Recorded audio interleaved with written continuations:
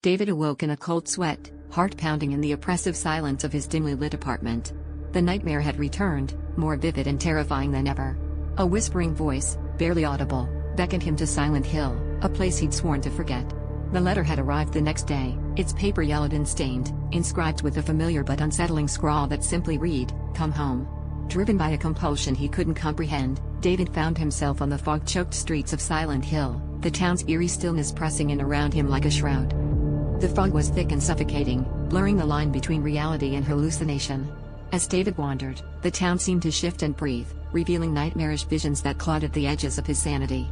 The whispers of miners long lost echoed through the mist, their ghostly forms flickering in the corner of his eye.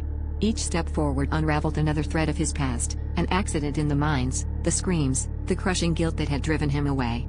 But Silent Hill would not let him forget. It was a living memory, a tableau of his deepest fears and regrets. David stumbled upon the familiar facade of Al Camilla Hospital, its windows dark, its corridors echoing with the distant cries of the damned. He moved through the decaying halls, each room a twisted reflection of his mind. Creatures born of his guilt and fear lurched from the shadows, grotesque forms that whispered his name and voices dripping with malice. At Midwich Elementary School, the laughter of children twisted into a cacophony of anguish, and he saw the faces of those he had lost, their eyes hollow and accusing. With every encounter, the weight of his sins bore down on him, threatening to crush his spirit.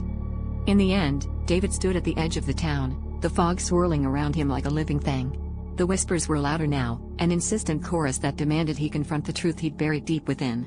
He closed his eyes and stepped forward, into the unknown, where the boundary between dream and reality ceased to exist. As the fog enveloped him, the world dissolved into an endless gray, and David was left alone with his demons.